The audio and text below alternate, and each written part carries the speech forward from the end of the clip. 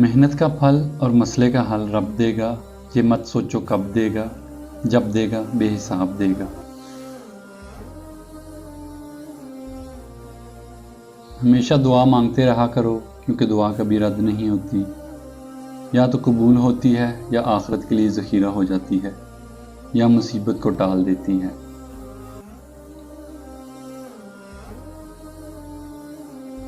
بچے کو جب کوئی تکلیف یا بیماری آتی ہے تو اللہ اس بچے کی بیماری کے بدلے بچے کی ماں کے گناہ معاف فرماتا ہے۔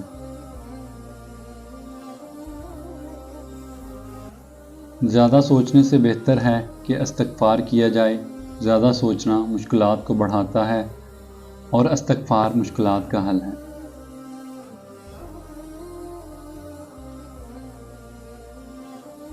اپنا سر اونچا رکھا کرو کہ تم کسی سے نہیں ڈرتے، لیکن اپنی نگاہیں نیچی رکھو تاکہ پتہ چلے کہ تم ایک باعزت گھرانے سے تعلق رکھتے ہو۔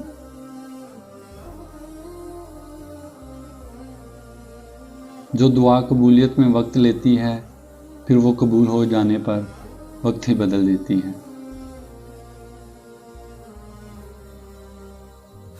شریف کو بے وقوف مت سمجھو، مکار کو عقل مت سمجھو، قاتل کو بہادر مت سمجھو، مالدار کو بڑا آدمی مت سمجھو۔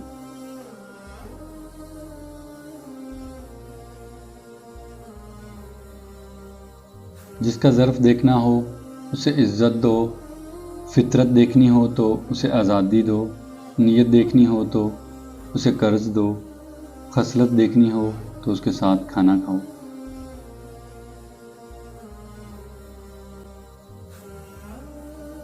جیب بھاری ہو تو دشمن بھی خطائیں معاف کر دیتے ہیں، اور ہاتھ خالی ہوں تو سگے بہن بھائی بھی سلام نہیں کرتے۔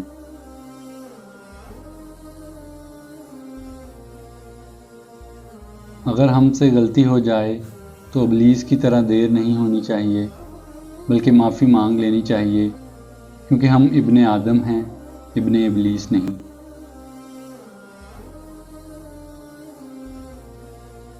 اللہ کو دل اور زبان کا سخت ہونا پسند نہیں، اس لیے اللہ نے دونوں کو ہڈی کے بغیر بنایا ہے، اسے نرم رکھو۔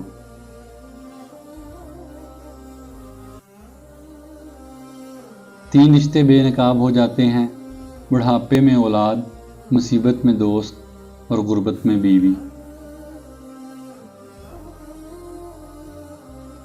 جو لوگ گناہ کرنے کے بعد توبہ میں ٹال مٹول کرتے ہیں، ایسے لوگوں کو اچانک موت آتی ہے، یعنی ان کی موت زیادہ تر حادثات میں ہوتی ہے، اس لیے توبہ کرنے میں بھی دیر مت کیا کرو۔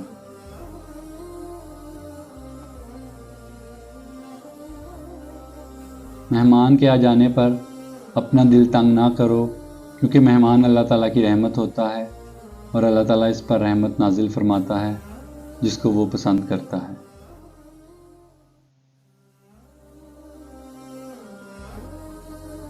جب تم نماز نہیں پڑھتے تو یہ مت سوچو کہ وقت نہیں ملا، بلکہ یہ سوچو تم سے ایسی کون سی خطا ہوئی ہے کہ اللہ نے تمہیں اپنے سامنے کھڑا کرنا بھی پسند نہیں کیا۔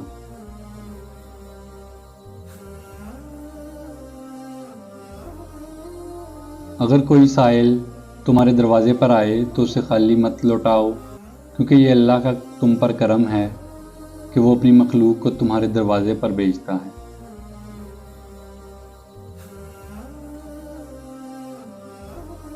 وضو جوانوں کی طرح کرو، نماز بوڑھوں کی طرح پڑھو، اور دعا بچوں کی طرح مانگو۔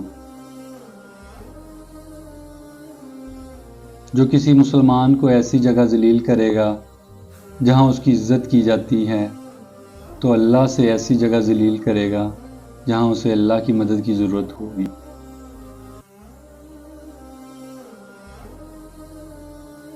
ایک زمانہ ایسا بھی آئے گا کہ لوگ اپنے رب کو بھول جائیں گے، لباس بہت قیمتی پہن کر بازار میں اکڑ کر چلیں گے، اور اس بات سے بے خبر ہوں گے کہ اسی بازار میں ان کا کفن بھی موجود ہے۔